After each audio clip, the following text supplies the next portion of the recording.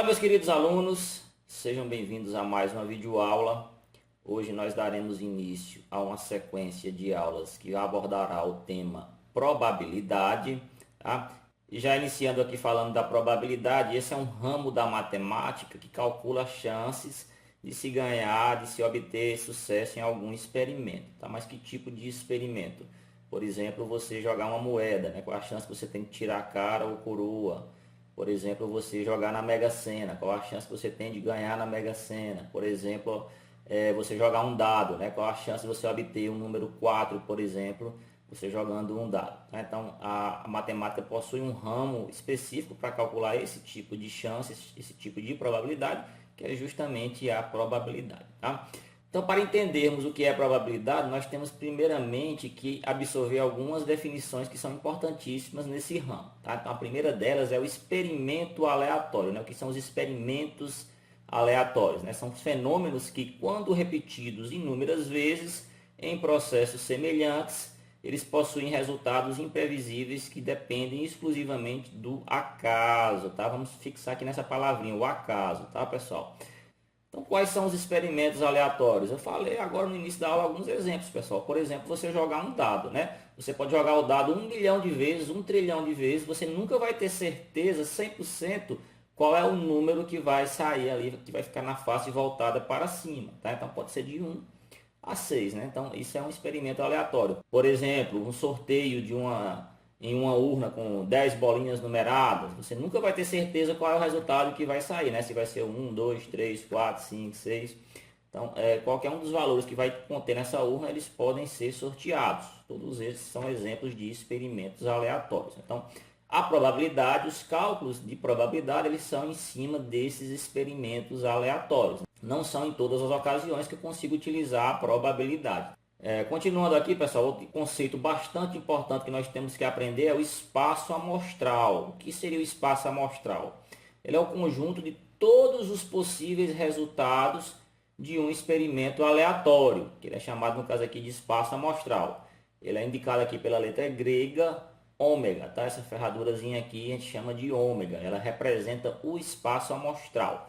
Então, só exemplificando o espaço amostral, eu tenho aqui que no lançamento de um dado, quais são os resultados que eu consigo obter no lançamento de um dado, pessoal?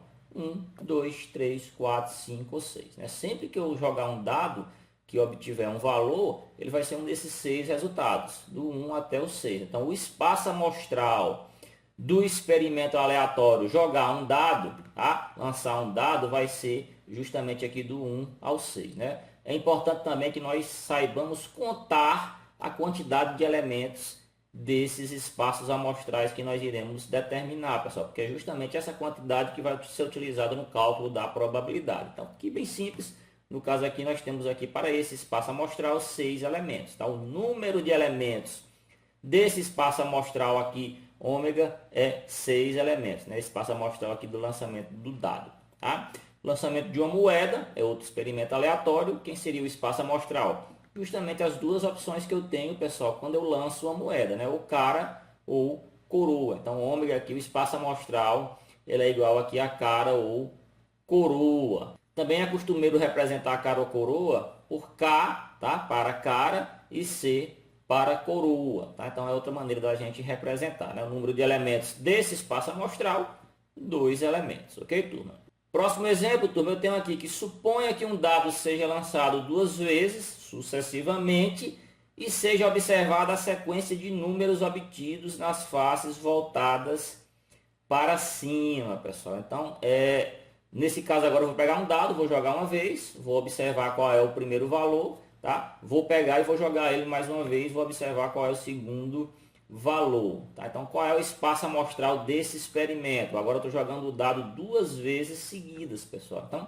cada jogada, cada 2 vezes que eu jogar o meu dado, ele vai me dar um par ordenado, pessoal. O par ordenado vai ser formado pelo número da primeira jogada e, consequentemente, pelo número da segunda jogada. Então, montando só uma tabelinha para a gente entender isso, tá aqui, ó, tem o primeiro lançamento.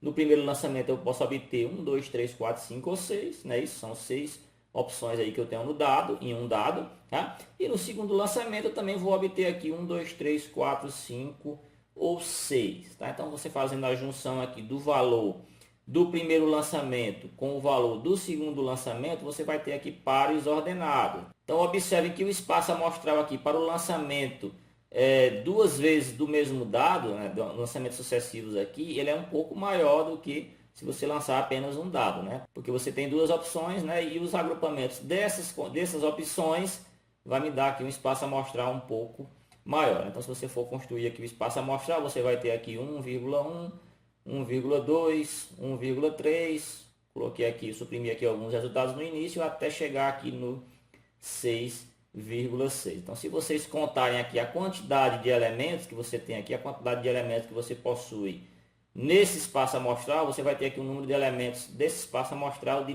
36, tá pessoal?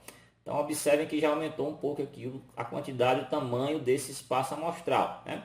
Tem um macetezinho que você utiliza para calcular isso aqui, que é justamente através do PFC.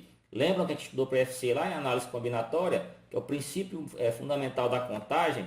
É simples, no caso aqui do dado, que ele tem 6 opções para cada lançamento, você vai multiplicar, no caso aqui, o 6 pelo 6, a quantidade de vezes que você lançar o dado. Então, como eu lancei ele 2 vezes, você multiplica 6 vezes 6, que você obtém aqui a quantidade de elementos já direto desse espaço amostral, que é 36. Se por acaso eu tivesse lançado o dado 3 vezes, seria 6 vezes 6 vezes 6, tá? A mesma regrinha funciona, por exemplo, também para a moeda. Vamos supor que você lance a moeda 2 vezes, vai ser 2 vezes 2, o espaço amostral vai possuir 4 elementos, né? Então você montando aí as opções disponíveis aí para o espaço amostral do lançamento 3 vezes seguida de uma moeda, você vai ter 2 vezes 2 vezes 2, que vai ser 8, tá? Então você multiplica, né, através aqui do princípio fundamental da contagem, já é a nossa análise combinatória. A análise combinatória, pessoal, também ela é bastante utilizada em problemas de maior complexidade, digamos assim. Por exemplo, aqui nós temos o sorteio da Mega Sena, né? Quem não quer ganhar na Mega Sena, vamos ver aqui qual é o tamanho do espaço amostral para os resultados aqui do sorteio das dezenas da Mega Sena, pessoal. Nós sabemos que a Mega Sena ela possui números de 1 até 60, tá? E em cada sorteio são selecionadas aí 6 dezenas. Então, como espaço amostral aqui do sorteio das dezenas da Mega Sena, poderia ter, por exemplo, aqui 1, 2, 3, 4, 5, 6. Primeira opção. Aí a segunda opção poderia trocar esse 6 pelo 7. Na próxima poderia trocar esse 7 pelo 8. Na próxima poderia trocar o 8 pelo 9. O 9 pelo 10. Tá? O 10 pelo 11. Isso tudo utilizando do 1 até o 5 e outro valor. Tá, pessoal? Aí a gente tem infinitos valores até chegar aqui no 55, 56, 57, 58, 59 e 60. Agora imaginem só qual é a quantidade de combinações que você tem aqui entre esses dois resultados. São muitas, pessoal. Eu digo para vocês que é praticamente impossível o ser humano escrever essa quantidade de combinações, né? Para nós, resta contar quantos elementos tem esse espaço amostral aqui do sorteio aqui das dezenas da Mega Sena. Isso nós podemos fazer, como eu falei agora há pouco, através da análise combinatória. Então observem que eu tenho aqui 60 elementos, que são 60 números que eu quero sortear, tá? E eles vão ser agrupados aqui de 6 em 6 elementos, né? Observe que cada resultado possui 6 elementos. Então são 60 números que eu quero agrupar de 6 a 6 aqui, tá, pessoal? Aí a dúvida eu vou utilizar arranjo ou combinação. Observe que dentro dos resultados aqui a ordem não importa. Se eu tivesse aqui 6, 5, 4, 3, 2, 1, seria o mesmo jogo ainda, né, pessoal? Seria a mesma opção de jogo. Então, como a ordem não importa, eu vou utilizar aqui a combinação. Então, vai ser uma combinação aqui de 60 elementos tomados aqui de 6 a 6, né? Substituindo aqui na formulazinha da combinação, nós já fizemos isso de maneira exaustiva nas aulas passadas, nas aulas de análise combinatória. Não vou nem perder tempo em responder isso, mas se você calcular, você vai obter aqui o valor de 50.063.860 agrupamentos diferentes aqui que vão compor esse espaço amostral. Então, é por isso que é difícil você ganhar na Mega Sena, pessoal. São muitas opções, são muitos resultados diferentes que podem sair, mais de 50 milhões. Então, o número de elementos desse espaço amostral está aqui, 50.063.860.